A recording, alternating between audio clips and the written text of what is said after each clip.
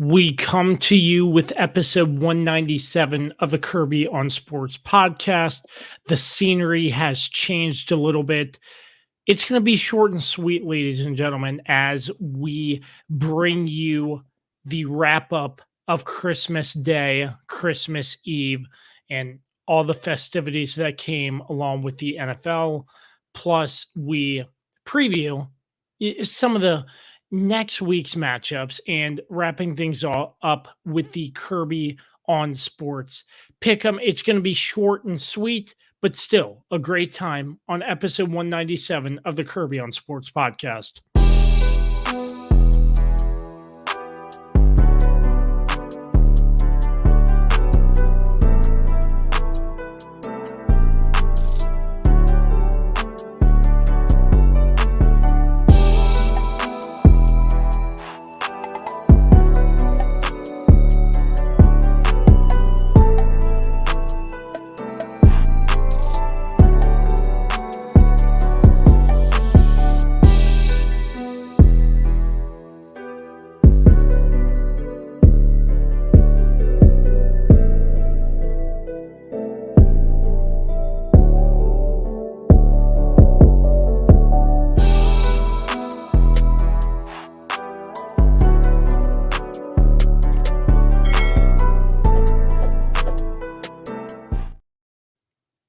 Once again, welcoming you to episode 197 of the Kirby on Sports podcast, commercial free on this shortened edition of the Kirby on Sports podcast. As always, a huge thanks to all of our sponsors, PM Plus Reserves, Shenandoah Primitives, Dr. Dave Leadership Corporation, which will be getting a new name very soon. Mark Francis with Icon Real Estate, Barrett, Pest, and Termite Services, Mark Lynch with Guild Mortgage, and Shenandoah Music.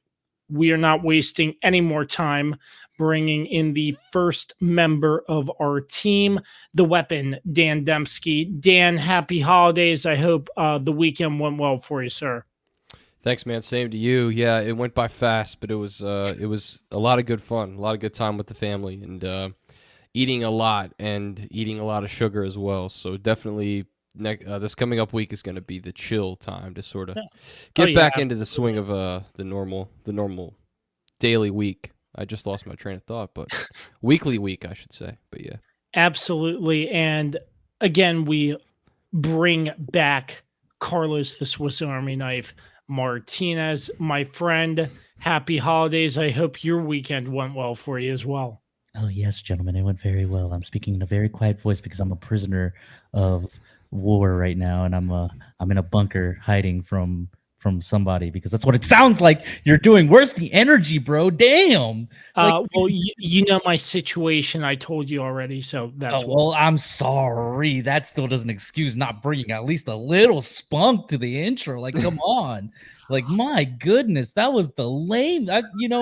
Again, you're like the Kansas City Chiefs right now. We think it's going to get better. We're trying to coach you up, and it's just not happening. It's not happening. Have we really coached him up, or does that responsibility, have we failed that to this point? I've failed him. I've tried my best, and it's just not working. I've tried. Because I haven't helped him. I haven't helped him. I've tried to give him critical critiques. I don't know. That's a feedback. Weird way to say it again. Feedback, yeah. Constructive criticism. It's just not working. There's just no hope. There's no hope. Yeah, it's terrible just not intros this year. It's just not happening. Yeah, it's not ideal, but well, short and sweet, gentlemen. I say we get right into it, but just it seemed like a long weekend of football, just with the amount of a lot of football, a ton of football. It's just because it was so spread out. That's why. And then we're right back into it in like a couple of days. Thursday night. Thursday, Saturday, and Sunday. Dude, Sunday we had like 10 early games. It's insane. It was a lot. It was a lot to pay attention to. Oh, I'm talking about this Sunday coming up. Yeah. It'll be a lot to pay attention to. Yeah. Whoops. I'm going to use the multi-view on Sunday Ticket. Yeah, it's going to be very interesting, but I say we dive right in, starting off with... You really say we dive right in? Yeah, let's get it going, gentlemen. So, Hello, friends. Insufferable. so starting off with our teams, obviously, starting off, I say we go with Carla, starting with the two. Obviously, the Cowboys. Go in order. I'm sorry. We go in order here of time if games were played. Oh, so you're putting me on the spot. Oh yeah, I guess I am. All right. Yeah, I kind of am. I mean, what is there to Listen, let's say talk about the team that doesn't matter now that they're officially eliminated from the playoffs. And I they mean, were that was eliminated last week. Yeah. Yeah, they're relegated. But I mean, what is there to say? I think the matters got worse when Sam Howell got benched, For but the second time. it's clear to me. Franchise quarterback. He's not the guy, man. I told you he wasn't the guy. I And mean, you were sitting there trying to argue for it, but I don't know why y'all believed in Sam But he Howell. leads the league in passing yards. Doesn't He's that elite. mean he's a good quarterback? Sorry. He's elite. Have to keep bringing that up. It was great. Well, you know, I make mistakes every now and then. A franchise quarterback picker is very off. You and the franchise. At least you can definitely say you're making a. We'll talk about this later. Obviously, you're making a great comeback in the pick'ems. Yeah, but I mean, I made a mistake. I mean, Howell looked like he had some spark there in the beginning of the season, but I mean, I don't know where they go from here. I really don't. They go with Jacoby Brissett because go with Jacoby for the rest of the season. He's actually decent. Obviously, you're going to fire Ron Rivera. Riverboat. And who knows about the rest of the coaching staff? I don't know if you guys are going to keep Eric Bieniemy or not. I really don't know. I just have a feeling they're going to clean house. Whether that means they keep Eric Bieniemy is yet to be seen, obviously. But that's what I'm saying. I don't know. I don't know what they do with Eric Bieniemy because I could see them sticking with him just because I think the guy he's supposed to be. You saw what happened when they put a competent quarterback in, like Jacoby Brissett. Like Jacoby's a solid quarterback. Yeah, he should be starting, like you said before we went on air. Well, the reason why they didn't start him is because Ron Rivera wanted to, save his job basically, and like kind of be like, oh look what we have here. We have something with this kid Sam Howell, and he didn't want to give, even though Jacoby, by far is the better quarterback. Jacoby shouldn't be on this roster. Jacoby should be on. He should be with the Cleveland Browns still starting. Honestly, the Browns made that mistake. But Joe Flacco, though. The traitor. He's killing it. He's killing it. But yeah. I mean, look, so I don't really know.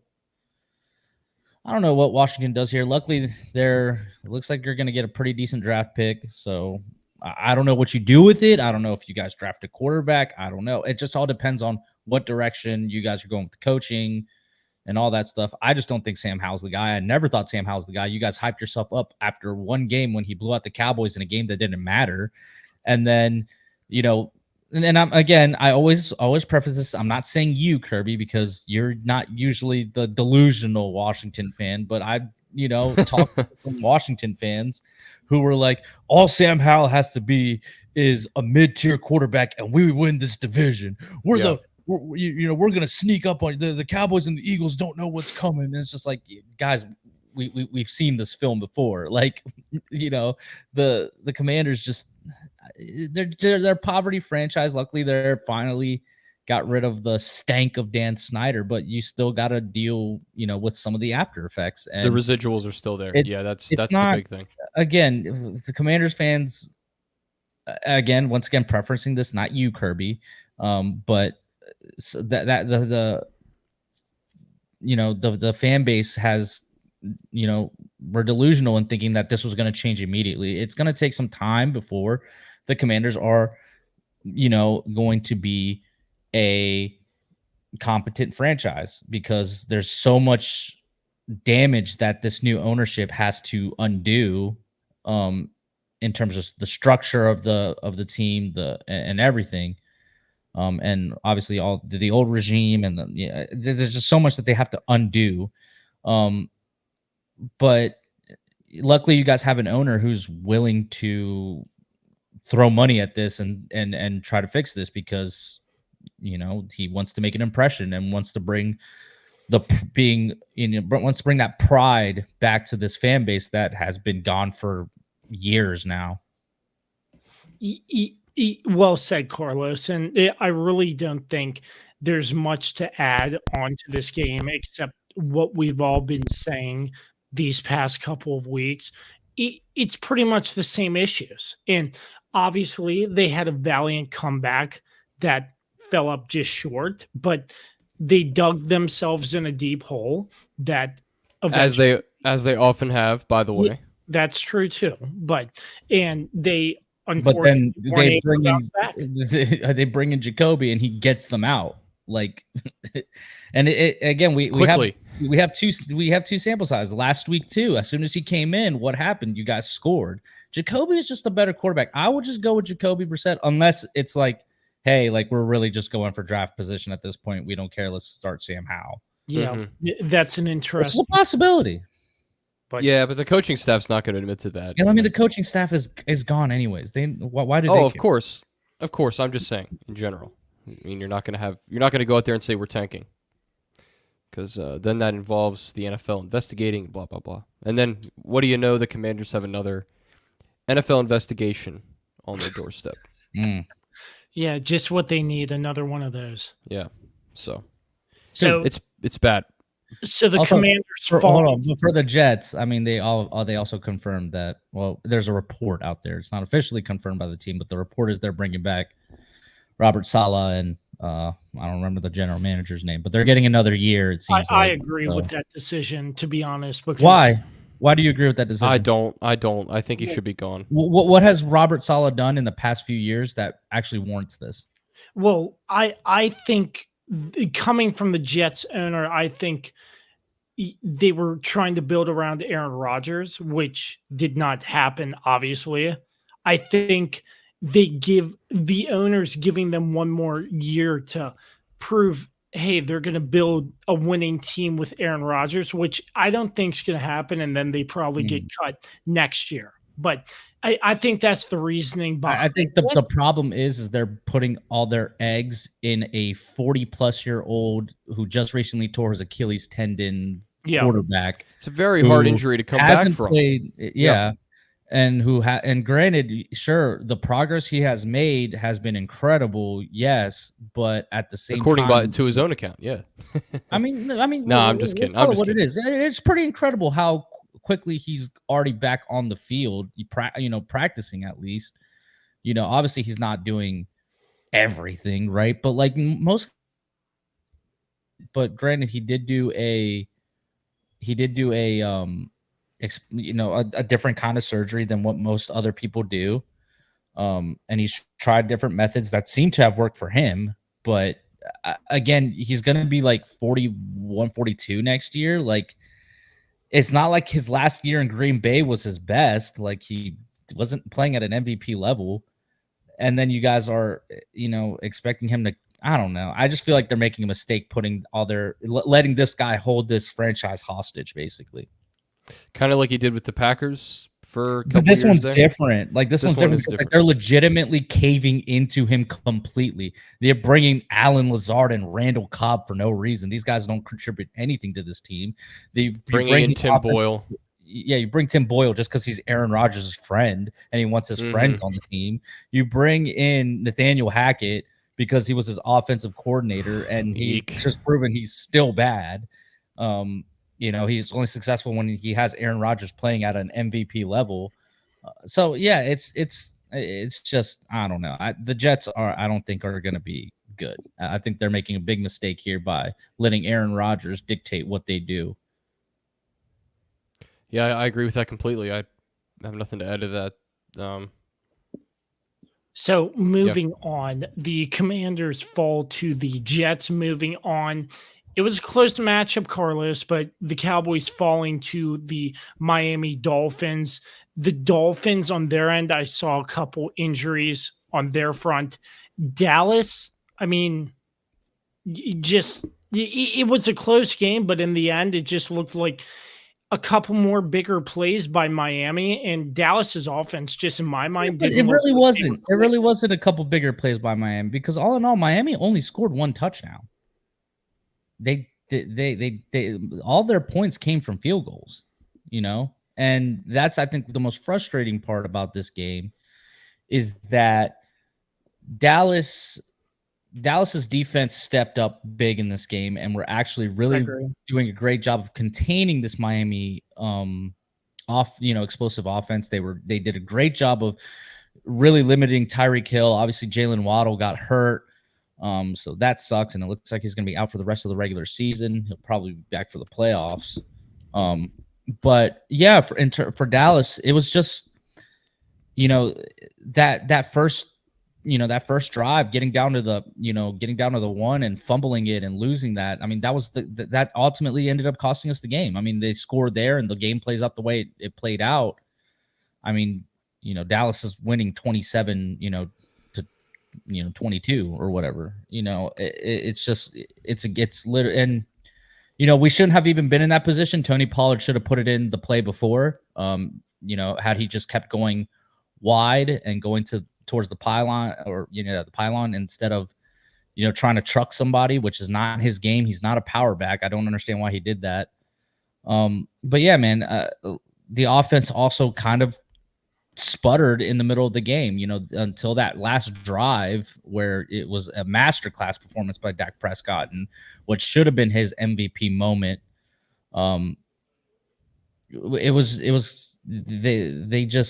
They didn't have anything going in that second half. They went away from CeeDee Lamb, even though CeeDee Lamb was cooking. And it wasn't until they started going back to CeeDee Lamb where things started working out again. And then there's the issue with the offensive line. How is it that Tyron Smith goes out and your backup left tackle can't make the correct blocks and lets free rushers come in? Like, Chimadoga was absolutely terrible on the left side. And, there's a couple of plays, of course, where, there's one that just sticks out to me and really irks me. It's like he's backing up and he sees Chubb is right here to his left. And instead of sticking to it, he jumps forward to help Tyler Smith out on his block on the linebacker and just lets Bradley Chubb come straight to Dak Prescott and blow up a play. It's frustrating, man, because we shouldn't be relying on Tyron Smith as much as we still are, knowing that he's always hurt. Like, he's always missing games. He misses at least on average 3 games a season. Since 2020, it's 4 games a season. And we got to stop relying on this guy. He's old. He's still great. Obviously, when he plays, it's that left side is secure. But at the same time, we can't keep relying on a guy who can't, stay healthy. And they've done everything they can to keep him healthy by giving him a different type of practice schedule where he doesn't practice on Thursdays and stuff. But it's just his body is very beat up and it's never going to stay healthy the whole season. And yeah, that was it was a good game, but it sucks because Dallas should have won that. I feel like they were the better team. But for Miami, that was huge for them. And granted, in the grand scheme of things, the game doesn't necessarily matter as much per se, in terms of the division, title race, which is, some Cowboys fans don't want to even talk about that anymore, but it's still within grasp. All we need is Philly to lose one of their last 2 games, which is very possible, seeing how they played against the Giants. They just need to lose either to the Cardinals or to the Giants, and then Dallas just has to win out, and then we win the division. That's just how it goes. But yeah, it was a frustrating game. The Cowboys looked semi unprepared, but it looked like they were kind of in their head about this whole narrative that they can't win on the road, and they were very tense at the beginning of the game, and they eventually loosened up. But yeah, they should have won this game, and the fact that they didn't is kind of it does suck. But at least we get back at it on Saturday. Yeah, I agree, and I think what the narrative is going to be, that they still can't win on the road. They can't beat teams with winning records on the road, especially blah blah blah. We're going to hear all that. I mean, but It's just- like the narrative is what it is. Like it's true at this point because they haven't It is done true. It is true. But that's something I think, especially against an AFC opponent, like you said, it's not the end of the world. And the Dolphins are a really, really good football team for sure. So I think they'll be fine. It doesn't. I mean, obviously, their chances of winning the division now are pretty much ended with Philly being able. They're to win, not so. ended because again, all we need is a Philly loss and us to win out. That's it. That's literally how we win the division. So it's Easier not said done, than done. But yeah, that's what I'm saying. We're relying It's on tough. Arizona. It's going to be tough.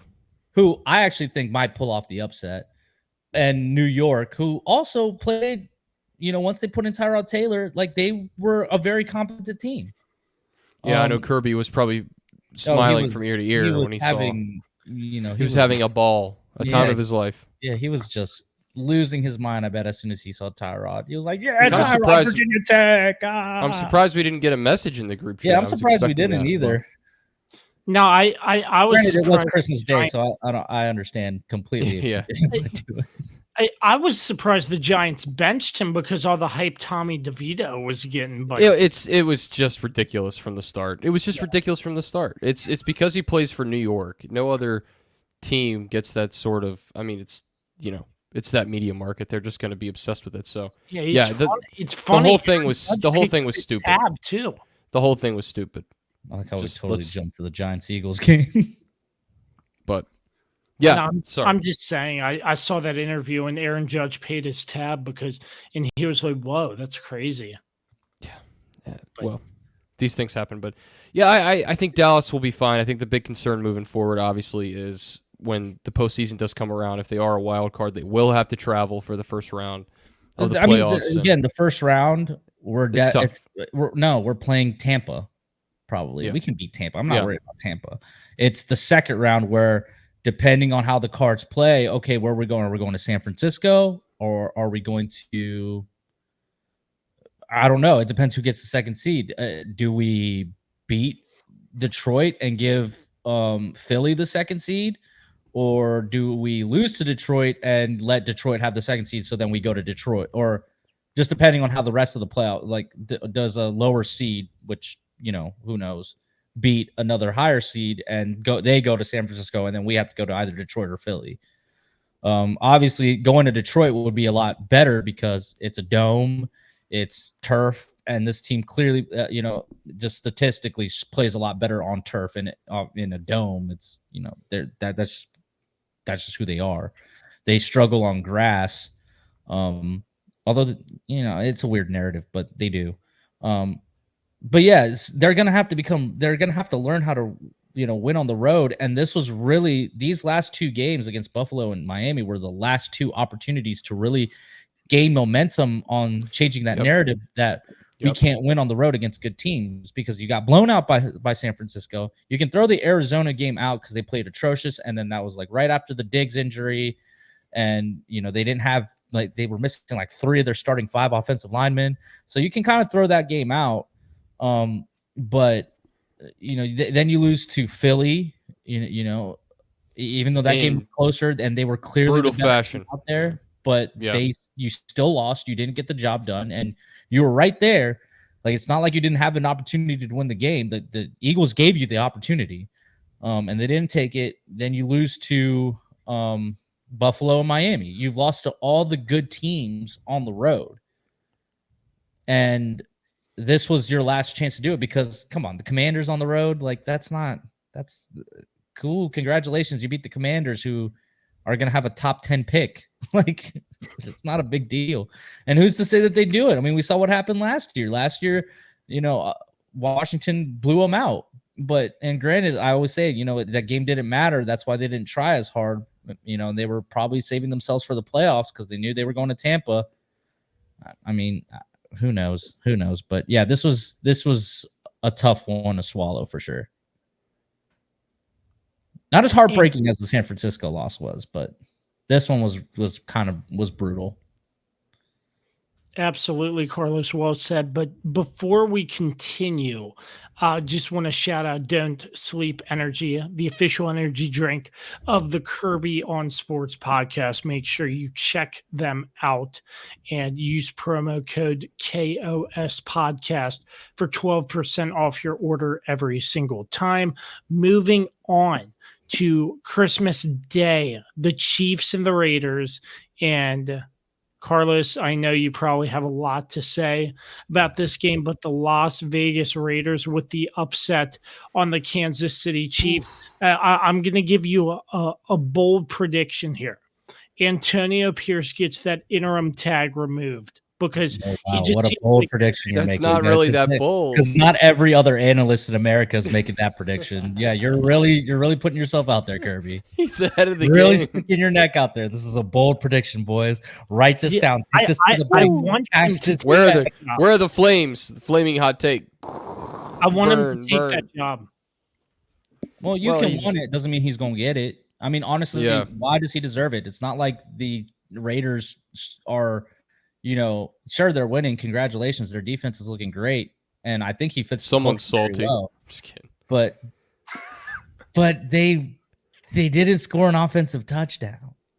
And they still beat the Kansas City Chiefs. They still beat the Kansas City Chiefs. Fair, because that defense, and also Patrick Mahomes played awful. He was really bad. Yeah, he was really bad in this game. He was, and I understand his frustration because him and Travis Kelce have been out there taking, the bullets for all the receivers and stuff, and they're still not getting anything out of these guys. Like, it's not as if Patrick Mahomes didn't have, wasn't trying to make plays. Like, he was getting out of situations, extending plays as long as he could. It's just nobody can get open on this team, and I don't understand why. Even Travis Kelce is not, immune to this. He has been bad this year. He just has. He's been banged up. You and I can made tell. that argument last week that he's been banged up, but at the same time, man, like you've been regarded as one of the greatest tight ends of all time. You got to know some type of tricks that you can do to get open. Like, It's true. And I think it's just teams are honing in on him because they know it's the same thing, man. I keep saying the same things. Teams are honing in on Travis Kelce, take him out of the game because all these other receivers they got just aren't.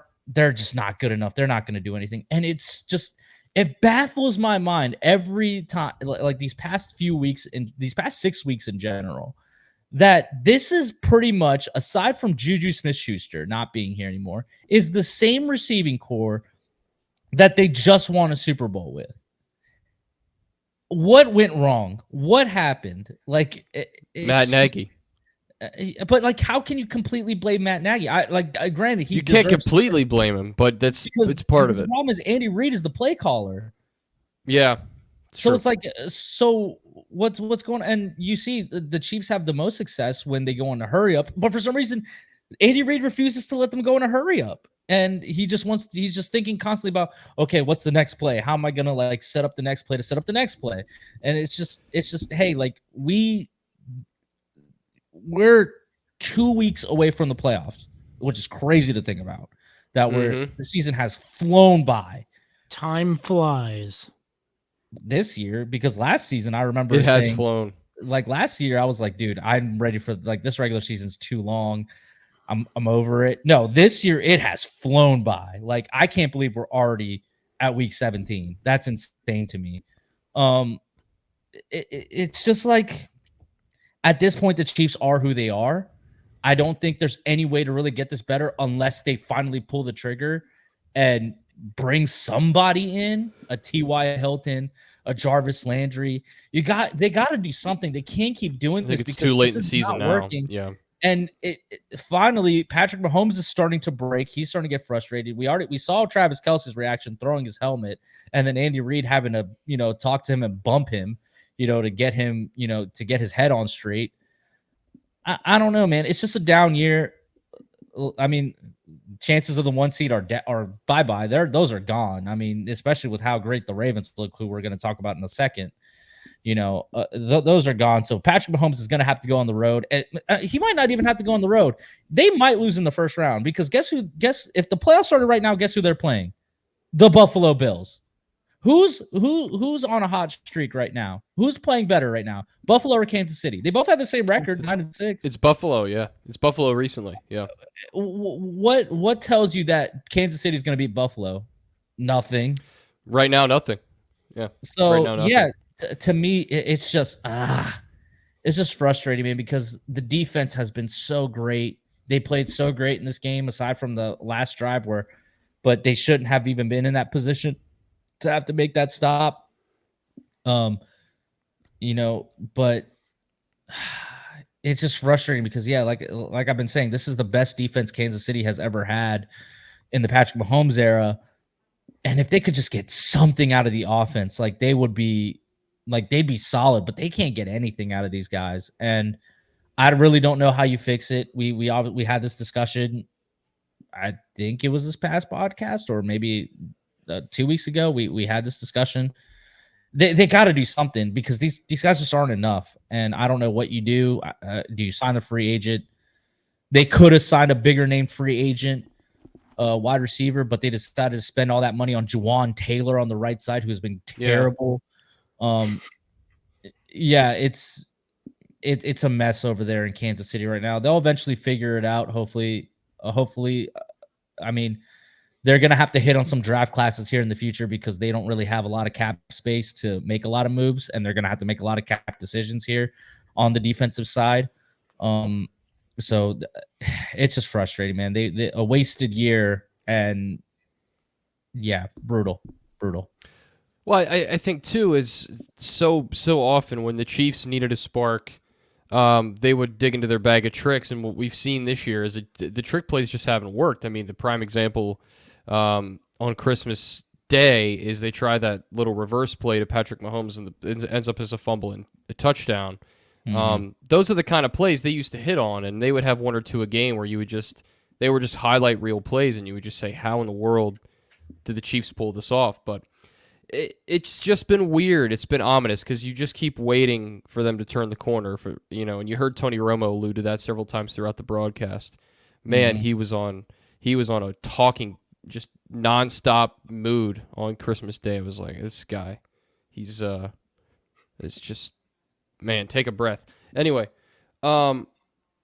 it's just, it's those types of things that the Chiefs used to hit on and click to get their offense back on track. They just haven't been able to make it work, and they just look very discombobulated. And we've said it, for 4 or 5 straight weeks now, where we're just waiting for them to start to put it together, and it just hasn't happened, and it's crazy to see. And like you said, Carlos, puts all the pressure on the defense. Then all of a sudden they have to force a turnover or somehow set the Chiefs up in scoring range, which, used to be the opposite of what was the case for Kansas City, because the offense was always seemed to be pulling that team, I think, more than anything else. So it's just an odd season. It's been an odd NFL season in general, but I think seeing Kansas City struggle, Agreed, especially in this game, is just been very weird.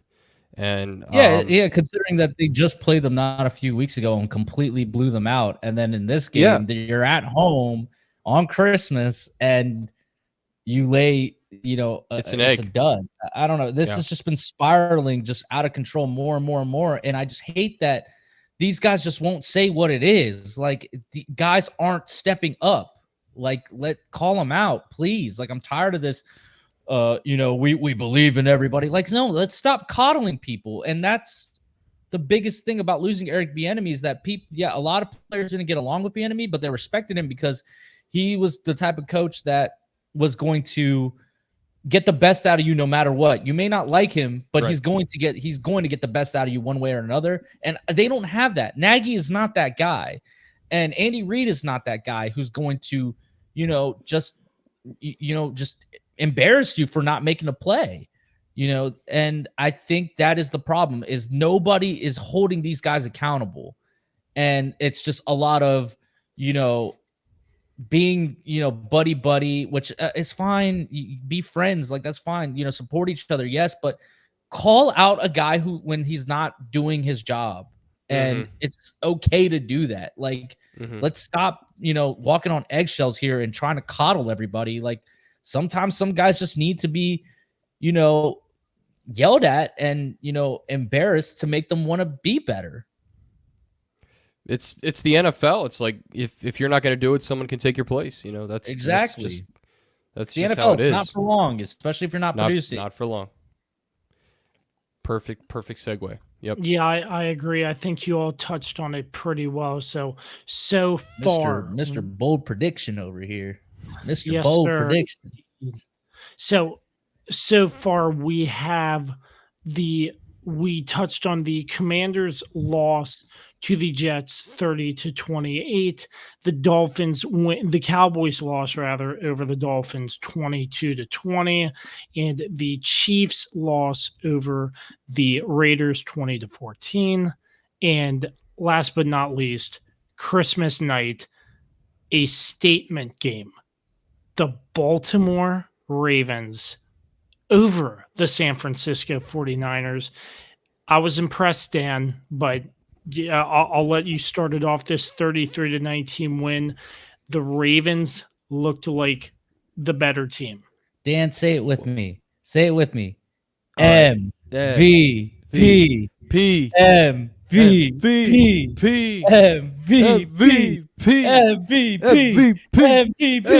MVP. Yeah. Lamar Jackson, MVP. He's baby. MVP. He's MVP. I'm gonna start by saying, first of all, Mike Florio, we kept the receipts. All right, we kept the receipts. Let me turn my mic down a little bit. Got a little hot there. We kept the receipts of what you said. We know. We all saw what you said to Chris Sims, which, by the way, Chris Sims also a stooge. Absolute stooge. But come on, like you're gonna say all that for the 49ers to just get dominated at their place on Christmas night. Man, let me say, Brock Purdy has not seen a defense like this Baltimore Ravens defense. What did I say, man? Dan, what did I say last week? So good. What did I say? I said the Ravens defense, they have not seen one. They haven't seen a team like the Ravens because they rarely play the Ravens. But also the Ravens defense is the only team in the NFL that I think can match San Francisco's physicality and actually beat them. And boy, did they. Boy, did they. They made Brock Purdy look like he is Mr. Irrelevant. I don't know if he's Mr. Irrelevant, actually, but he definitely had a bad game. Well, he was Mr. Irrelevant in the draft, so he is Mr. Irrelevant. True, but that is true. The title during the draft, yes. Yeah, this was quite surprising to me, especially when the game starts with a safety, which I still don't agree with. If you want my 2 cents, I don't know why. Hold on, but how is that? Like, I understand. Like, that's not the ref's fault. There's nothing Jeffries. you can do. Yeah, you're good now. Did I drop? Okay, I'm good. Okay, I'm good. Okay, no. In that case, it's like Lamar Jackson is 20 yards back. Like he ran 20 yards. Yeah, he ran all the way into the end zone. Like that's not like sure play. The ref fell and tripped him, but like it's a bad play by Lamar. That play shouldn't be in the end zone. Like so, it's a safety. It is what it is. Yeah, and that was a pretty bad start. But I felt like after that, the Ravens settled down. The defense was just phenomenal throughout this game. I can't say enough. We're able to force 5 turnovers, 5 interceptions total in this game. 4 for I think it was 4 for Brock Purdy, and then 4 for Purdy, 1 for Darnold. Threw 1 at the end of the game. Yeah, just a dominating performance, really, from the defense, especially. I was just impressed with. First of all, Deebo Samuel. I was definitely worried about him coming into this game, but I felt like the Ravens secondary, especially Marlon Humphrey, had a fantastic game. If only Marlon Humphrey could rap instead of just putting his shoulder down and running through Deebo Samuel, which he found out. Like Deebo Samuel is a big dude. Like you got to wrap up in that situation. He's a big boy. Which he got stung a little bit there. But besides that, I thought there were a couple plays that the Niners had, which were, I mean, you knew they were going to get some big plays. It's the nature of that offense. But I think all in all, the Ravens did a great job of limiting the big plays for the Niners, and that's something they really have killed a lot of teams with throughout the season. We've seen that, and yeah, I just want to say first off, hats off to the secondary and what they were able to do, especially with getting those interceptions. Of course, it starts with the defensive pressure, which the Ravens brought from start to finish. Not even necessarily through blitzing, just your normal Just your front four-man four, man. rush. It's one of the toughest defenses to play against. Yep, just dominating that offensive line of the 49ers and really getting in Brock Purdy's face throughout the game. And, like we said at the top, Purdy seemed like he wasn't ready for it throughout the game. He just got hit over and over again. He was making bad passes. Obviously, it doesn't matter who you play in this league. If you get pressure on them consistently like the Ravens did last night, you will beat them. And, I think it starts with the defense. And then offensively, sort of a slow start out of the gate, of course. And I know I alluded to the safety on the first play and sort of a rough first half in general. They were able to go into halftime with a 16-12 lead, which is an odd score. Don't know if it was scoregami or not. I was so glued to the TV throughout. Oh, this it game. was. It was. 13-5. It was a scoregami. I looked it up. Yeah. So bizarre. But the third quarter was when the Ravens, I felt, which is a quarter they have struggled throughout the season, and we've seen them struggle to put teams away in that third quarter. They came out and just were fantastic out of the gate in the second half, and to me that was the difference in this game. And we ran the football decently well in this game. I felt like we didn't run it too much, although Lamar ripped off a couple of big runs, including a 30-yard gain on a third down that was just key for the Ravens in the second half. When you really need a conversion, it just looked like old school Lamar. It looked like 2019 Lamar when he would, right when you need a big play, just takes off and runs for 25, 30 yards, and he did that last night. It was just an impressive win, and it was a statement win for sure. And I know in the grand scheme of the AFC playoff picture next week, obviously this coming up week's game is definitely more crucial. It's the game. It's the game to decide if we get the number one seed. So we have to win. We have to beat the Dolphins. So I'm sorry, Dan, that my Cowboys couldn't help you guys out. I apologize, but thanks for beating the 49ers. that's okay. That's okay. We have to, the Ravens are a team that has to take care of their business, and I think they did a good job of that last night. But it was really just a complete team win. Obviously Lamar with 2 passing touchdowns. I thought Zay Flowers had a great game. 9 catches for a touchdown. And again, just stifling the Niners offense. I thought Christian McCaffrey had a pretty solid game, but I feel like a lot of his runs too were when they were already trailing by a good bit, so it didn't really make too much of a dent in the game. And he still got his 100 yards, but I thought all in all they did a good job of keeping him at bay. This offense is just so full of just crazy weapons. We saw George Kittle definitely, and Brandon Ayuk definitely had their fair share of great catches. Yep. But once again, the Ravens, like they have all season, and I felt like they've been this kind of defense, they may give up some chunk plays, but when it comes down to, holding an offense from points, bend don't break, baby. Touchdown, bend don't break. They bend but do not break, and that was sort of the key last night throughout the game. And then, of course, the timely interceptions. It was just surprising to sit back and enjoy. That's how I would describe this game. Just a complete joyous win, and definitely had some fun scrolling through social media after that game and checking out what everybody had to say. And it was funny that Lamar's first comment coming off the field was he said like Mike Flores, which he's referring to Mike Florio. And it was just a really fun night. And I'm not going to say a surprise, but I think in a way this game being as lopsided as it was with a 33-19 final score definitely took me by surprise. And we've done what we have to do. We've shown that, like, hey, this could be a potential Super Bowl matchup, and the Ravens have proven themselves legitimate once again.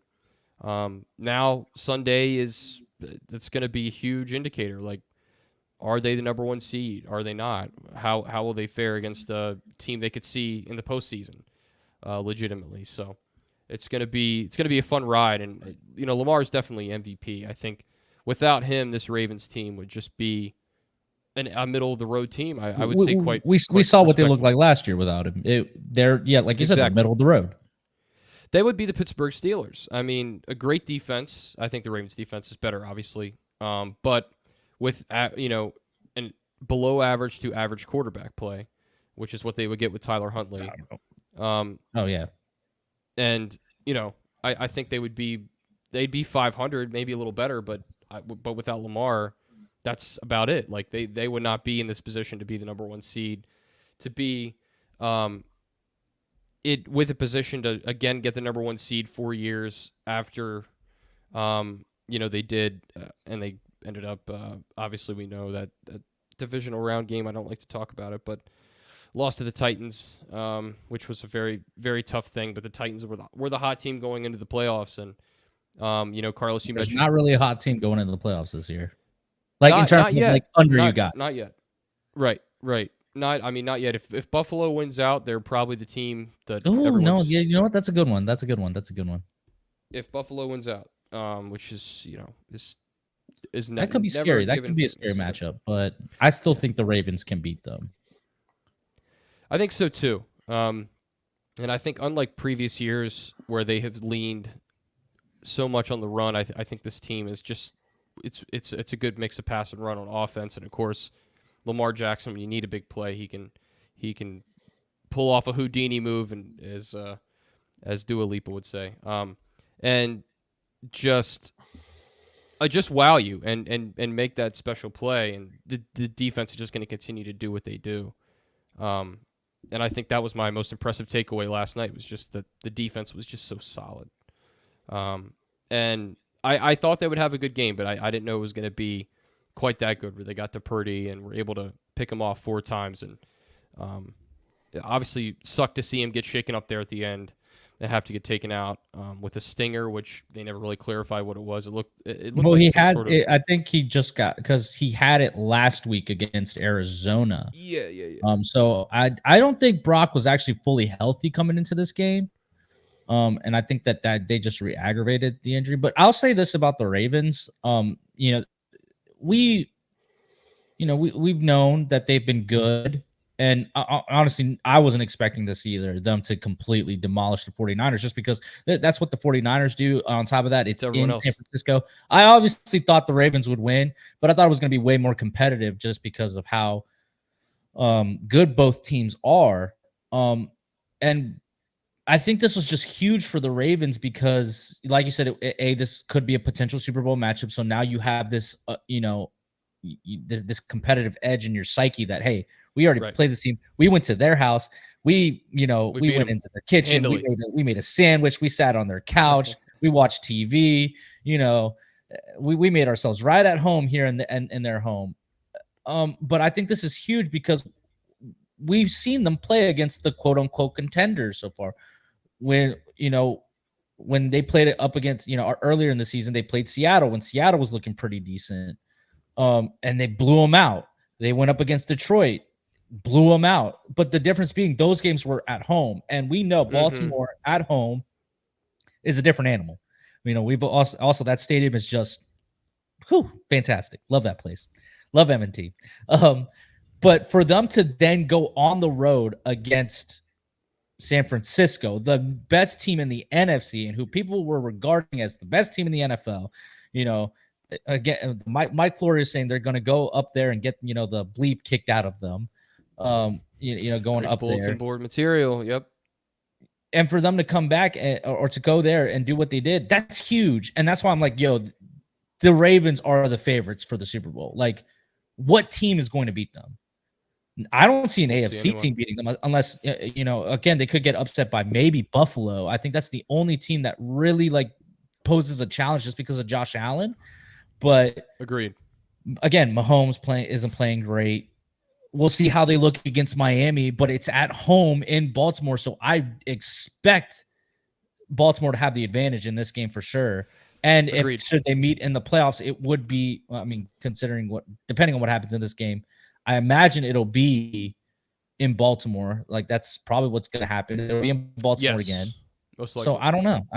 Who beats them? Who beats this team? Nobody, I don't think. Right now, it's no one. Right, but the NFL is strange. It's this season has been strange, so anything can happen. But I don't know. I just don't really see any team I mean, the dream would be a Ravens Cowboys Super Bowl, but that's not going to happen. I don't see that happening. But I only see the Ravens making it. I don't see Dallas making it. But that would be such a fun matchup to see. I would, yeah. But if this is going to be the matchup, on the matchup, Niners, you can get their revenge on the Niners. That would be sweet. it would be. But I think it'll probably be this. This is probably the matchup. It'll be Niners, Ravens, and then it'll be just about can San Francisco get revenge for the beatdown that they suffered. But Yeah. I just don't see it happen because, again, this Baltimore team is just so – they're just so physical, man. And it's so crazy. I mean, a lot of pundits keep bringing up the LA game.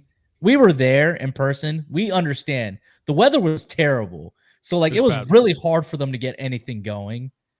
And they obviously because also, they're like, LA's not a bad team. They're not. And they're LA's not a bad team. They're actually hot right now. And yeah, I think it's also it was just a matchups thing too. I really wonder how that game would go had they played it on a normal day. Yeah. But yeah, the weather was awful that day. So it's like you can't compare the two. Like the two games aren't the same. So every MVP candidate and like stellar team has had that bad performance, at least one or two a season. But it wasn't even a bad performance because they won. The Ravens won. So yeah, look, good on the Ravens. Congratulations. Obviously this is the big one's coming up. And I mean, I'm rooting for the Ravens. I mean, if the Cowboys and the Chiefs aren't gonna win it, I want Baltimore to win it. So, well, we welcome you on the team. We welcome you. I got my gear, so I'm ready. There you go. I'm ready. Let's go, Roquan Smith. Had a heck of a game too. Agent Zero over there. Agent Zero. It's going to be very interesting, this matchup next week. I think it's going to be a really exciting one in my mind. But might be the game of the season. I mean, we thought this week was the game of the season. This was next week. But every time we think it's going to be the game of the season, especially when it involves the 49ers, it's always a blowout. We thought the Cowboys 49ers was going to be game of the season. We thought Eagles 49ers was going to be game of the season. We thought Ravens 49ers. It's always a blowout. There you go. You're not wrong. Well, this time it doesn't involve the 49ers, so hopefully it's not a blowout. But the Ravens, I hope, still win because, yeah. So the Ravens over the 49ers, 33-19. Let's jump right into some other NFL games, gentlemen. Are we ready? Yes. Is this what they call the hurry-up offense? So the breeze around the league. We're not the hurry-up offense anymore, dude. That's been axed. Damn, I was using the old terminology from last year. All right, cool. Let's roll. All right, so the Rams over the Saints, 30-22. Rams were the better team. Saints made a late push, just wasn't enough. The Saints just really missed opportunity, man. They should have really won this division, and the fact that they're not even really in it is... Oh, they stink. Yeah, they're so bad. Frustratingly bad. You must have laughed at this one, Dan. The Steelers over the Bengals, 34-11. Mason Rudolph, more competent than Mitch Trubisky. That's crazy. Yeah, and it only took 2 weeks, or not even, like a week and a half for him to be it's gonna set up an interesting matchup at the end of the season because the Steelers might need that game to make the postseason. That's true. Yeah, and then you guys might be fighting for positioning, so it might be. Yeah, it'll be an interesting matchup, but it's in Baltimore, so. I think Jake Browning has come back down to earth after his. Well, he also didn't have Jamar Chase, so yeah, there is that. You can't just throw it up for Jamar every time. It's disappointing. Well, this next game, gentlemen, the Chargers giving the Bills a run for their money, 24-22. But interim coach theory hitting again.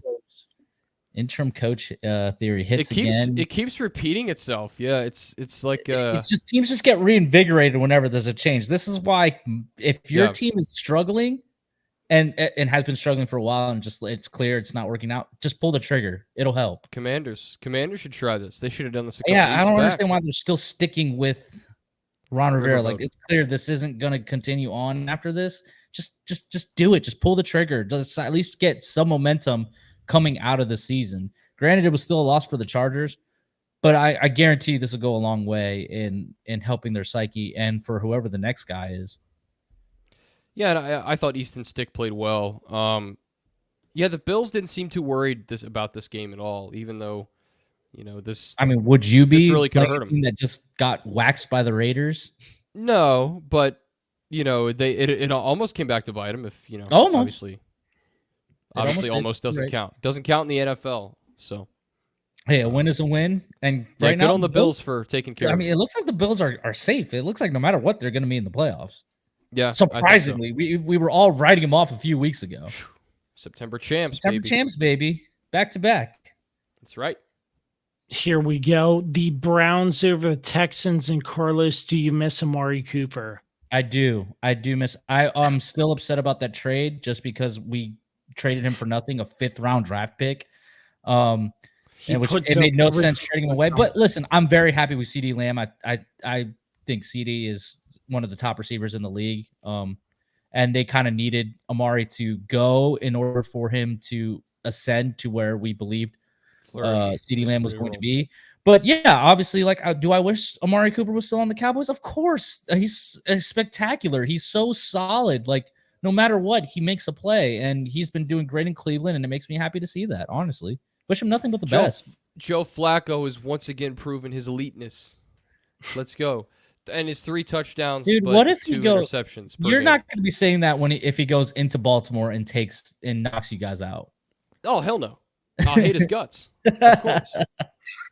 As any team would. Like, if you had a guy who at Thanksgiving was sitting on his couch, not even being considered by any team, it just comes out of nowhere. Okay, quick debate, really quick. Sure. Is Joe Flacco a Hall of Famer? Yes. No, I don't think so. If Eli Manning's a Hall of Famer, Joe Flacco's a Hall of Famer. I don't know. He's in the Hall of very good. I don't know if he's in the Hall of Fame. Now, if he gets a second ring somehow, yes, he's in. He'll be a Hall of Famer. I can sense it. I don't know. Anyways. All right, moving on. The Packers over the Panthers, 33-30. Bryce Young actually was good. Calmed down and actually looked very good. Like, the game started out rough, but like once another interim coach too. What? True. Another interim coach situation. No. That only works for the week after your coach is fired. Oh. That's the interim coach. Yeah. It's for after like the first game after post firing. That's the interim coach theory. Like, no, that doesn't fit this game. Bust through. Yeah. But yeah, I agree with Carlos. Bryce Young looked good. You see some signs of life for the future, possibly for the Panthers. But I mean, Bryce Young. It's been a very tough season. Bryce Young, I mean, doesn't have weapons, doesn't have a great offensive line. They traded so much draft capital that I don't really know how they're going to fill this squad up. But Bryce Young in Alabama was spectacular. I mean, he won the Heisman for a reason. And you kind of saw it here in this game, like what it could potentially be. Like, the kid's got talent. You just have to give him time. You can't compare him to CJ. CJ Stroud stepped into a much better situation with the Texans, surprisingly, than Bryce Young with the Carolina Panthers. So you can't compare the two. You got to understand Bryce Young also comes with some disadvantages. He's undersized, and he played a totally different system at Alabama than compared to like what CJ Stroud ran in Ohio State. But you just got to give him time and see what he's like in, maybe 2 more years. If it's still not working out in 2 more years, then you might have to start thinking about cutting bait. Agreed. Moving on, the Lions take the NFC North with a win over the Vikings, 30-24.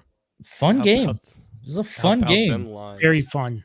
Congratulations to the Lions. Dan Campbell, being part of the 0-16 team, now has led the Detroit Lions to their first division title since 1993, was it? Yeah, insane. I mean, that's something Matthew Stafford never even did, and Jared Goff just did that for the Lions. Listen, it makes me happy for the Lions, but I hope we kick their butts this week because we need it. We need it bad. Yeah, agree with everything Carlos said. You have to feel good. Dan Campbell's been the feel good story for a while in the NFL, and it's great to see. It's paid off for the Lions. They've made an investment in this guy, and I've been critical of him throughout his time there, but got to give credit where credit's due. He's put this team together. They really play hard for him, and and well done, Lions. You're in the postseason. Maybe not for long, but you're in the postseason. I mean, it just depends who their first matchup is. I mean, it'll be That's right. very interesting if the LA Detroit matchup does come to pass and Matthew Stafford has to come home. Ooh, tasty. That'll be a good game. There's some tasty storylines coming up in these playoffs, bros. I can't wait. I cannot wait, dude. The playoffs. I can't wait for the playoffs. I mean, it'll be sad just because that means the season's coming to an end. But yeah, these playoff matchups are going to be so fun. The Falcons over the Colts 29-10. Not much to say about this game. It does. No matter what happens, please fire Arthur Smith. The guy sucks. He's an awful head coach. He's terrible. He thinks he knows better than everybody. Oh, surprise! Guess what? When you give it to your playmakers, good things happened and you won a game. Why did it take you this long to figure it out, Mr. Smart Guy who thinks he knows everything and wants to stick it to the fantasy players? Like, get out of my face. Like, I don't care what happens. Fire this man. Fire this man. He is an heir to a fortune. I don't understand why he's even coaching, but that's neither here nor there. But yeah, he's been pretty clueless, and finally, his like you said, Carlos, he figured out, hey, I found this Madden playbook we should use. Maybe we should get the ball to our playmakers now.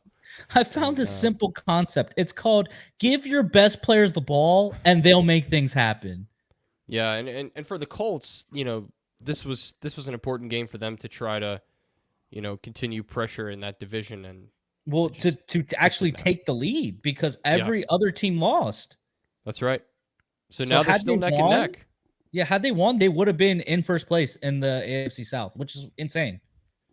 Yeah, never would have thought that 7 weeks ago, but that's what makes this time of the year great in the NFL. Seahawks over the Titans 20-17 rather. Not much to say. I mean, great win by Seattle. They're pushing, they're fighting. Right now I think they're the 7th seed. And should they win out, they get in, and they have 2 easy games. I think they play the Steelers this week, and then they play I think that's the Cardinals on the last week of the season. So realistically, they should get into the playoffs just fine. Yeah, I like Seattle. I think they're a good squad. They're a fun team for sure. Yeah, I kind of root for them in a way. So I wouldn't mind seeing them win out and get in. And this was an important win for them on the road as well. 3 NFC West teams making it in. Yeah, it's wild. The NFC best, not the NFC West. That's right. That's right. I got nothing else to say. Titans. Titans are just the Titans. Offense wasn't there. The offense wasn't there in this game. So shout out Ryan Tannehill. Yeah. Oh, it's wild. So wild. Moving on, the Jaguars are in trouble, falling to the Bucs 30-12. I mean, the Jaguars are in trouble. Collapse. The Bucs are looking fantastic, man. That's why I'm saying I think they're the clear favorites to win the division, depending on what happens here against the Saints. But Baker Mayfield's been playing awesome. This Bucs team is starting to really rally around him. I mean, this could honestly be the signing of the season. They got Baker Mayfield for 1 year, $8 million. Like, nobody wanted him. Yeah, nobody wanted him. I mean, he was pretty much like last season. He was a journeyman. It looked like that was what he was turning into. He went from the Panthers to the Rams to I don't remember if he made any other stops after that. And you hear the stories about him during his time in Cleveland, and his teammates actually really, really loved him and were actually very upset when they, made the trade for Deshaun Watson and kind of felt like they gave up on Baker, despite the fact that he had played well prior to his last season where he was hurt. And then obviously Carolina's, we see the mess that they have been in for the past few, years and how they're still in a mess. So, But you saw what he did in LA for that little time that he was there, where he actually played pretty well. And then he obviously came down to Tampa to take over for Tom Brady. And I mean, this team has been looking great so far here in the last part of the season. So they're getting hot at the right time. Maybe a little concerning if you're Dallas, but I still think Dallas can beat this team easy. But yeah, and then in terms of Jacksonville, what is happening? Like what are we doing, guys? Like, this was yours for the taking. This was supposed to be the year you guys take the big step. Bad. And they have bad. regressed. They've regressed so bad. It's really bad. Yeah, they've quickly regressed. They just don't look like the same team that we saw back in October, November. So is Doug Peterson still not calling plays? Who knows? I have no idea. I don't even know what's happening with the play calling situation. I know he gave it to his offensive coordinator, but I really think Doug Peterson needs to take that position. Time to take it back. Also, the defense is just atrocious. Yeah, I agree. Jeez, terrible. Moving on, the Bears over the Cardinals, 27-16. Great performance by the Bears. Great performance by Justin Fields. Obviously, it's against the Cardinals, so it's not saying too much per se. But listen, the Bears have been silently winning some games here at the end of the season. And granted, they're going to have the number 1 overall pick just because of Carolina. But I mean, do you what do you really do here? I mean, Justin Fields is showing a lot of promise. Like, he's showing his potential again. What do you do? Like, what do they do?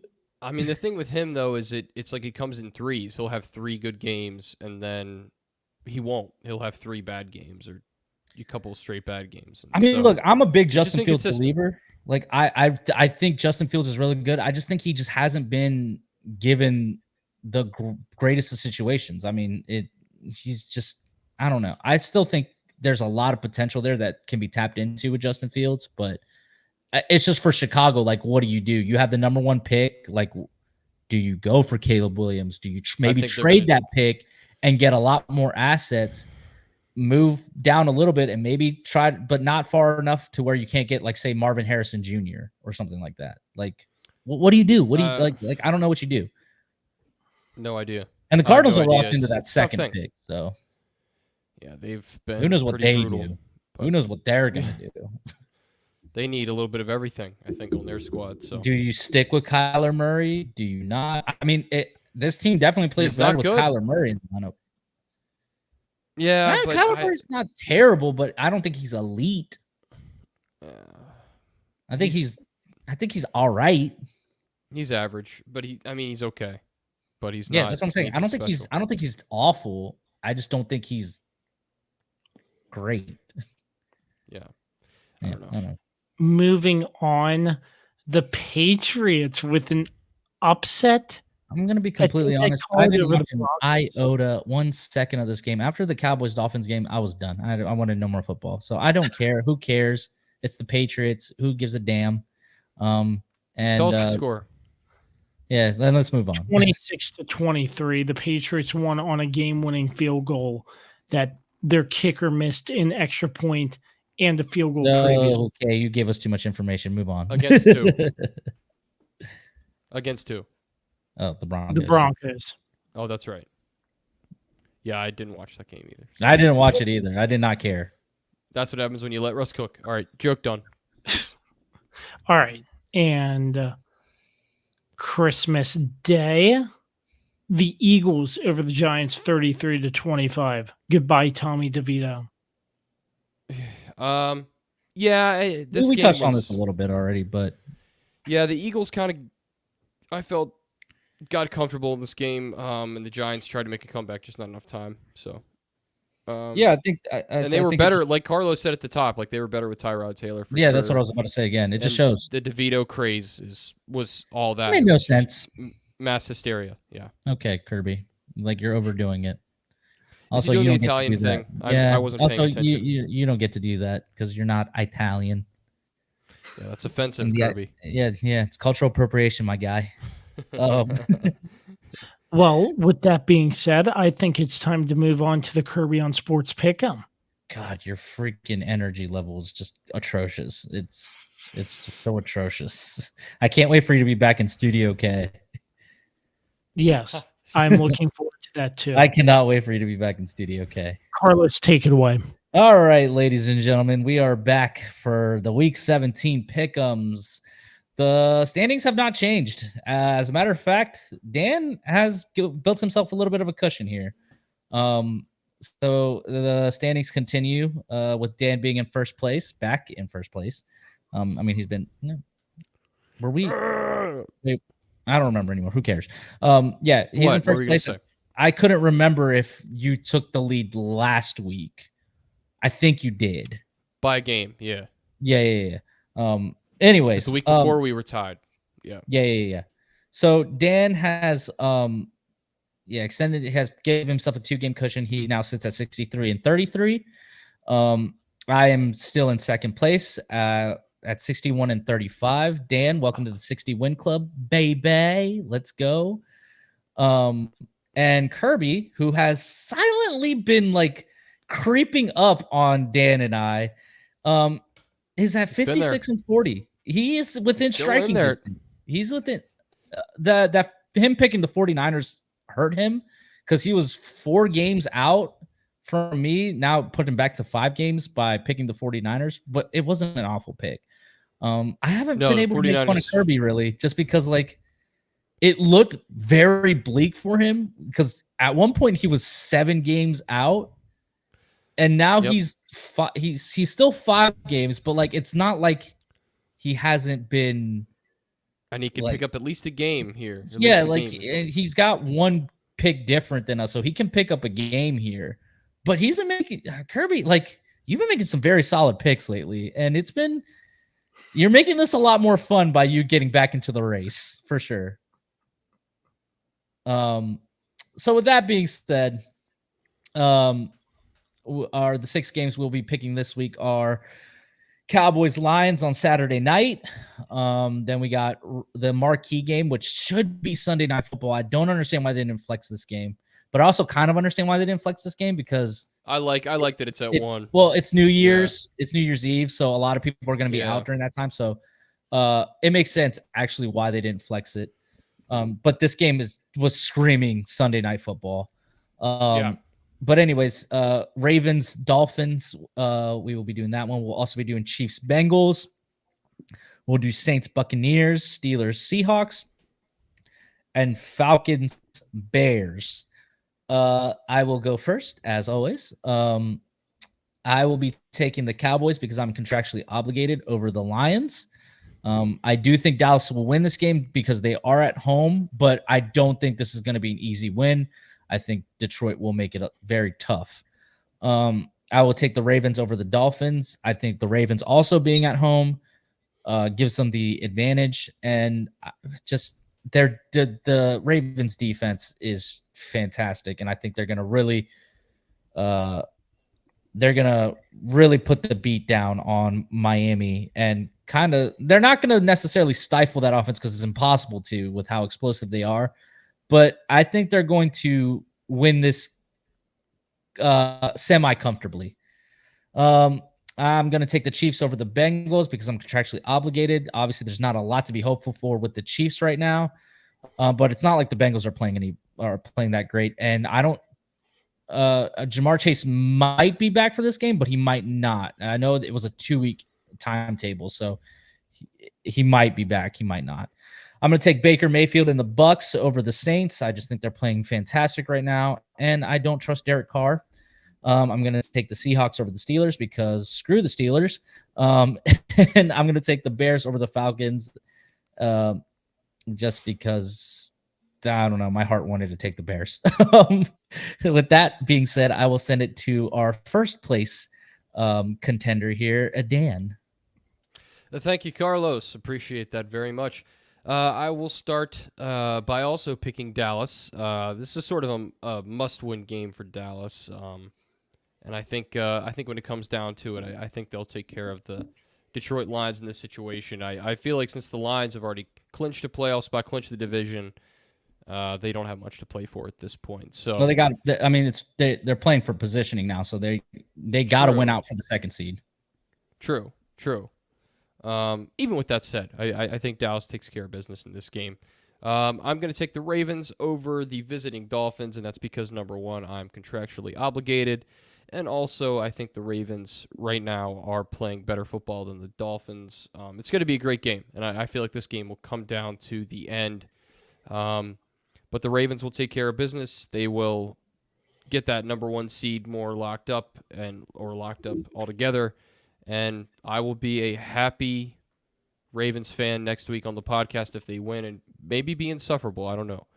I'm going to take Kansas City over Cincinnati. Just keep waiting for Kansas City to get back in rhythm on offense, at least looking back their old selves. And I think this game, I think they will find a way to pull off the win against Cincinnati. I was pretty confident in Cincinnati until this past week, and so for that reason, I think Kansas City gets the job done. I'm going to go with Tampa Bay over the Saints. I think this game is is a kind of a blowout win for Tampa Bay. I think they're clearly the better team right now, and the way Baker Mayfield and that team's playing, I think they kind of manhandle the Saints here. So I like them in that matchup. I'm going to take Seattle over Pittsburgh for the same reason Carlos says. Number one, screw the Steelers.